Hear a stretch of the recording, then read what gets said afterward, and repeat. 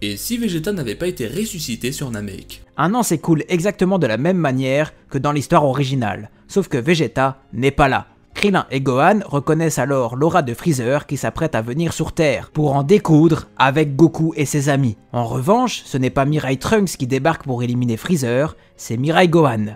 Il n'élimine pas Freezer avec une épée, mais sera un peu plus brutal, connaissant mieux celui-ci que Mirai Trunks et sachant de quoi il est capable. Il lui inflige un coup si puissant que sa main s'enfonce dans son abdomen avant de libérer une immense vague de ki qui désintègre Freezer, ne lui laissant aucune chance de s'en sortir. Le roi Cold tente bien évidemment de soudoyer Mirai Gohan, mais il sera abattu froidement par le Saiyan au regard froid. Piccolo se fait une remarque assez étrange. L'aura que dégage Mirai Gohan est assez similaire avec l'aura du Gohan actuel, mais il décide de ne rien dire avant d'en avoir la confirmation. Mirai Gohan est questionné par la Team Z. Qui est-il? Pourquoi a-t-il éliminé Freezer? Et surtout, pourquoi est-il vêtu des mêmes habits que Goku? Mirai Gohan ne voit pas de mal à leur expliquer, sachant que contrairement à Trunks, cela ne risque pas de lui coûter sa naissance. Cependant, il ne donne pas son nom et son âge. Pour le reste, il décide d'attendre Goku. Une fois ce dernier arrivé, Gohan leur explique en détail la raison de sa venue et la situation dans son époque, c'est-à-dire le futur. Après avoir bien discuté de la situation à venir, Goku demande à Mirai Gohan s'il veut bien l'affronter dans un petit combat amical, qu'il puisse jauger un peu la puissance de son fils. Mirai Gohan accepte, mais lui avance également qu'il n'a pas beaucoup de temps. Le combat débute et sans conteste, Gohan a légèrement le dessus, même si Goku lui affirme ne pas être à fond.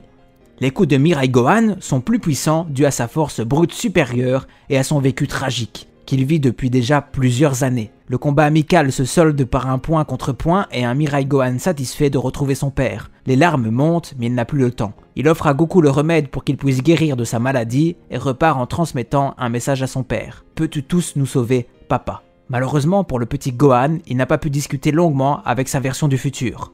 3 ans plus tard, Goku combat C-19 et sa maladie au cœur survient comme convenu. Sauf que la Vegeta n'est pas là pour le sauver des mains de C-19, alors naturellement, c'est Gohan qui intervient pour ne pas voir son père se faire éliminer. Il lui inflige un coup de pied, propulsant C-19 à quelques mètres au loin. Une fois debout, le cyborg se retrouve face à Piccolo, qui est bien déterminé à prendre la relève. Gohan demande à Yamcha d'amener Goku chez lui et de faire en sorte qu'il prenne son médicament afin qu'il puisse guérir. Piccolo n'est pas aussi arrogant et orgueilleux que Vegeta, le combat contre C-19 se solde par une exécution sans pitié de ce dernier. Le docteur Gero est impressionné par cette prestation, ses calculs ne sont pas bons. Piccolo ne devait pas être aussi fort, à vrai dire, personne ne devrait être aussi fort à la base. Il tente de prendre la fuite, mais il sera rattrapé par Piccolo, et comme dans l'histoire d'origine, C20 réussira à lui pomper une partie de son énergie. Gohan intervient et frappe le docteur Gero, s'ensuit le même dialogue qu'à l'origine.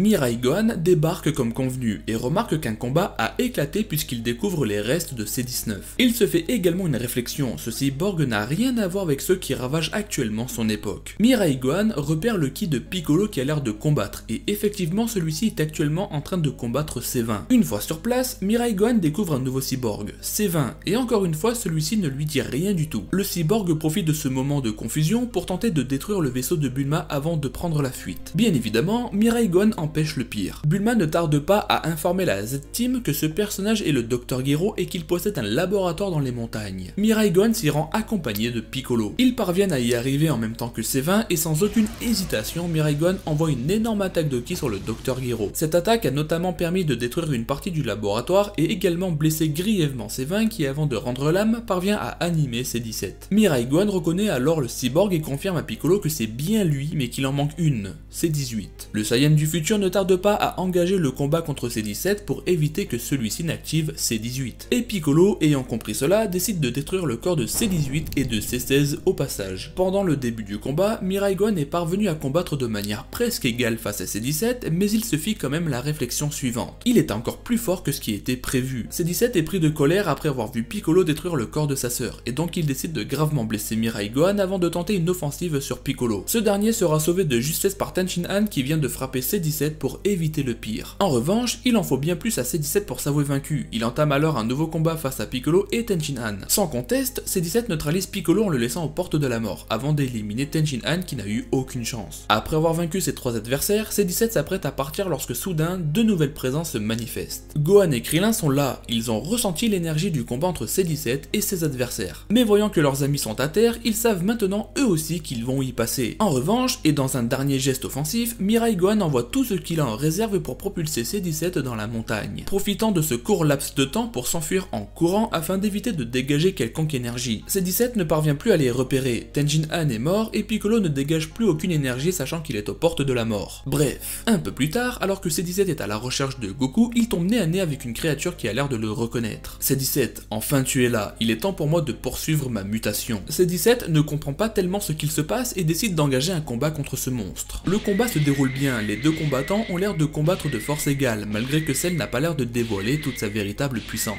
C-17 parvient néanmoins à blesser Cell, mais grâce à son aptitude de régénération, celui-ci se voit être doté d'un Zenkai lui permettant cette fois-ci d'avoir le dessus. Il blesse alors le cyborg avant de passer aux aveux. Je m'appelle Cell, et j'ai été conçu par le Dr Gero tout comme toi, sauf que moi, je dois t'absorber pour finaliser ma mutation et obtenir le corps parfait. Après toi, j'irai voir C-18. Le combat reprend avec un C-17 enragé qui se bat maintenant pour survivre. Piccolo, qui vient de procéder à la réunification, ressent l'énergie que dégage le combat de Cell et C-17. Il est confus car dans cette énergie, il y a un peu de Vegeta et donc naturellement Piccolo se questionne. Est-ce Vegeta? Piccolo choisit d'y aller par lui-même pour en découdre. Mirai Gohan, Krillin et Gohan également repèrent cette énergie alors qu'ils sont actuellement en train de détruire le laboratoire du Dr Gero ayant supprimé le bébé Cell au passage. Une fois sur place, Piccolo assiste au combat entre C-17 et Cell et il ne parvient pas à reconnaître le second. Il observe avec beaucoup d'attention ce combat et au bout d'un moment, il écoute une nouvelle conversation entre les deux personnages. Pourquoi t'a-t-il créé pour nous absorber? Tu poses trop de questions, contente-toi de te laisser absorber, ça ne sert à rien de lutter. Quand je t'aurai absorbé, je détruirai cette planète. Après avoir écouté ces mots, Piccolo n'hésite pas une seule seconde et prend part au combat dans le but d'empêcher Cell d'absorber C-17. Le combat tourne immédiatement en l'avantage de Piccolo et C-17 qui forment temporairement un duo contre Cell. Le combat est légendaire, C-17 se protège des grosses attaques de Cell pendant que Piccolo prépare le Mako Uedan. Après que Cell ait effectué un Kamehameha sur C-17 qui avait activé sa barrière de protection, Piccolo envoie une rafale de Kikoa autour de Cell avant que celle-ci n'explose. Cell est fortement impacté par cette attaque à un tel point que sa régénération est trop lente. C-17 informe Piccolo que ce monstre est capable de se régénérer et qu'il faut donc en finir maintenant. Les deux combattants préparent chacun de leur côté une attaque de ki bien chargée dans le but d'en finir avec Cell. Chose faite, il semblerait qu'il ne reste plus aucune particule de Cell et que donc c'est une victoire pour C-17 comme pour Piccolo. C-17 applaudit Piccolo pour cette évolution en puissance et ce en l'espace de quelques heures mais que cela ne lui empêchera pas d'éliminer Goku. Piccolo lui répond que la guerre n'est pas terminée. En revanche, il lui fait également savoir qu'il vient de lui sauver la vie et qu'il estime avoir droit à une trêve, malgré que Piccolo soit en mesure d'affronter C-17, bien évidemment. Le cyborg accepte et leur laisse seulement 2 jours de répit avant de se remettre à la chasse. Mirai Gohan arrive sur les lieux et demande à Piccolo si c'est bien lui qui a délivré tant de puissance et pourquoi l'énergie ressentie ressemblait fortement à celle de Freezer, Goku, Vegeta, etc. Piccolo lui révèle toute la vérité et bien évidemment Mirai Gohan est surpris. Il ne connaît pas ce fameux Cell. Goku, qui vient de se réveiller de sa maladie du cœur, décide de rejoindre Piccolo et Mirai Gohan pour leur informer de ce qu'il a vu pendant son inconscience. Il prédit également que quelque chose de grave risque de se produire et que donc ils n'ont plus de temps à perdre, ils doivent s'entraîner. Goku apprend à Mirai Gohan l'existence de la salle d'esprit et du temps afin qu'ils puissent s'entraîner ensemble. Mirai Gohan accepte mais choisit d'y aller avec Piccolo pour renouer un peu avec son vieil ami car oui, Piccolo est mort dans son époque. Et Mirai Gohan confie également à son père qu'il doit impérativement entraîner le jeune Gohan, ce à quoi Goku avait déjà pensé, connaissant l'énorme potentiel de son jeune fils. Deux duos d'entraînement se forment, Mirai Gohan et Piccolo sont les premiers à entrer dans la salle d'esprit et du temps. Goku quant à lui a l'air très méfiant de son côté, qu'a-t-il bien pu voir pendant son inconscience? En tout cas, son pressentiment a l'air terrible. Durant les 2 jours de repos octroyés par C-17, Mirai Gohan s'entraîne une journée entière dans la salle de l'esprit et du temps, avec son vieil ami Piccolo. Goku et le jeune Gohan ont eux aussi suivi un entraînement hors norme. Et oui, comme dans l'œuvre originale, Goku opte pour rester en Super Saiyajin constamment. Il dévoile même les raisons de cette méthode, qui consiste en réalité à s'habituer à l'état de la transformation. L'objectif est de rendre l'état du Super Saiyajin naturel, pour mieux maîtriser et exploiter la transformation. Il recommande d'ailleurs fortement à Mirai Gohan d'en faire de même. Une fois l'entraînement terminé, il ne reste plus que quelques heures avant que C-17 ne fasse de nouveau son apparition. Mais même si le niveau de la Z-Team est maintenant largement supérieur à celui du numéro 17, Goku avait un mauvais pressentiment. Les heures s'écoulent, mais l'humain artificiel ne semble pas reprendre sa mission là où il l'avait laissée. Mais que se passe-t-il? Tout d'un coup, un fort tremblement de terre se fait ressentir. comme si quelque chose avait percuté la planète. Bien évidemment, la Z-Team se rend immédiatement sur les lieux. Et Piccolo remarque un être étrange dans les airs, qui semble envoyer des boules de ki un peu partout. Goku et Mirai Gohan sont les premiers à se dresser devant lui, pendant que Piccolo et le jeune Gohan évitent la destruction des villes et des îles avec une grande facilité. Ce monstre ressemble fortement à Cell, mais quelque chose a changé. Il n'a pas la même apparence, remarque Gohan du futur. Il questionne alors l'individu afin de savoir qui il est. Ce à quoi le monstre répond. Je suis la même personne que Piccolo et ses 17 ont tenté de détruire. Mais j'ai réussi à me régénérer par miracle. Cela n'a été qu'une question de temps pour retrouver ces 17 et l'absorber. En entendant ces mots, Mirai Gohan et Piccolo sont fortement surpris. Mais pas Sangoku. Alors c'est toi ce fameux monstre, cette fameuse menace. Tu n'as rien de bien terrifiant, mais tu ne sembles pas très inquiet par la situation. Que prépares-tu ? Demande Sangoku.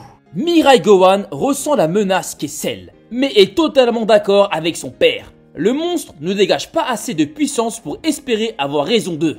À vrai dire, j'ai appris quelque chose de très intéressant il y a quelques heures, répondit Cell, avant d'utiliser le Taioken.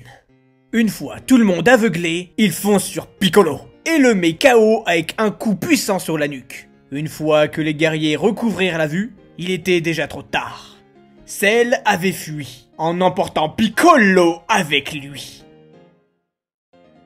Une journée s'est écoulée sans que Goku et les Gohan ne retrouvent Piccolo, mais ils n'étaient absolument pas prêts pour ce qui allait se produire. Alors que Goku et les Gohan sont toujours transformés en Super Saiyajin, quelque part dans un endroit dégagé, ils ressentent tous une immense puissance colossale. Ils reconnaissent tous le ki de Cell, mais c'est impossible à croire car cette puissance est bien trop élevée pour que ce soit lui. De plus, cette puissance arrive à toute allure vers eux, ce qui pousse les trois guerriers à se mettre en position de garde. C'est bien Cell qui débarque et qui a l'air de tenir quelque chose sur son épaule. C'est Piccolo. Il jette le corps de Piccolo aux pieds des guerriers et leur annonce la raison de son absence. Vous m'avez appris l'existence de cette fameuse salle, celle qui m'a permis d'apprendre à maîtriser cette nouvelle forme, et j'ai constaté que je n'avais plus besoin de C18 pour vous éliminer. N'oubliez pas que je suis composé des cellules Saiyan, et qu'à ce titre, je bénéficie d'un excellent potentiel d'évolution. Après avoir appris cela, Goku se fait la remarque. Ce fameux danger ressenti lors de son inconscience, c'est bien lui, c'est Cell. Le monstre n'est pas aussi sérieux et confiant de ses capacités comme lorsqu'il est en Perfect Cell. En revanche, il est tout de même sûr de lui quant à sa victoire face aux Saiyans. Ayant vu le corps inanimé de Piccolo, Mirai Gohan explose de colère et libère une impressionnante énergie, mais Cell ne bronche pas. Il préserve ce sourire alors que le combat risque d'éclater à tout moment. Mirai Gohan charge Cell et le frappe, et même si Cell est projeté à quelques mètres, il sourit toujours. Il frappe Mirai Gohan à son tour, provoquant une blessure chez le Saiyan. Goku observe le combat et il le sait, Cell est bien trop puissant pour eux, la seule solution c'est d'éveiller le potentiel du jeune Gohan. Il se téléporte face à Cell et décide de prendre la place de Mirai Gohan. Le combat reprend et contrairement à son fils du futur, Goku a de meilleures techniques de combat. Il opte pour la feinte du Kamehameha solaire et détruit une partie du corps à Cell, sans que son cerveau ne soit touché. Cell se régénère et reprend le combat, mais comme il n'a pas cet instinct de joueur, il décide de vite en finir avec Goku. Il le frappe encore et encore, il lui inflige des techniques similaires à celles que Freezer avait utilisées sur Piccolo sur Namek, avant de lui transpercer le cœur devant les yeux impuissants du jeune Gohan et de Mirai Gohan qui vient seulement d'avaler un senzu. Les deux Gohan s'énervent en même temps, provoquant un immense tremblement sur la terre et provoquant en même temps une crainte chez Cell. Le jeune Gohan a atteint le stade du Super Saiyajin 2, quant à Mirai Gohan il est toujours en simple Super Saiyajin, mais de légers éclairs apparaissent autour de lui tellement que sa puissance se libère. Cell envoie une immense attaque de ki sur le jeune Gohan qui sera contrée et dans la foulée, Mirai Gohan charge une nouvelle fois Cell, provoquant cette fois-ci une blessure. Le monstre se régénère, mais il se fait bousiller par les deux Gohan au corps à corps qui ne lui laissent pas une seule seconde de répit. Ils effectuent des attaques groupées afin de bien endommager Cell. Cette domination de la part des fils de Goku se termine avec un double Kamehameha surchargé qui détruit l'entièreté du corps à Cell, ne lui offrant plus aucune possibilité de se régénérer. Le jeune Gohan retrouve sa forme de base légèrement essoufflé par sa prestation. Il s'agenouille sur la dépouille de son père, Goku. Quant à Mirai Gohan, il se tient debout face à Piccolo. Lorsque soudain un souffle de vie apparaît chez Piccolo, ce qui redonne beaucoup de joie aux deux Gohan, même si malheureusement Goku ne vit plus.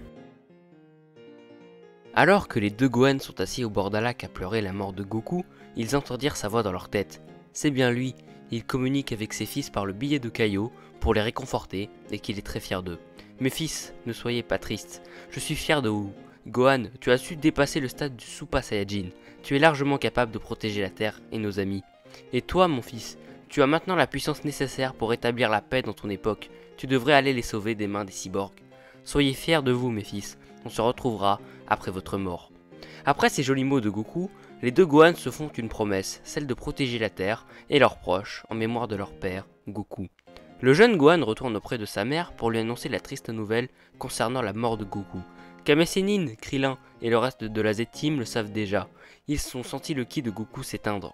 Mirai Gohan, quant à lui, fait ses adieux à tout le monde et prend Piccolo dans ses bras avant de quitter cette époque, voyant pour la dernière fois les personnes qui furent ses amis il y a bien longtemps.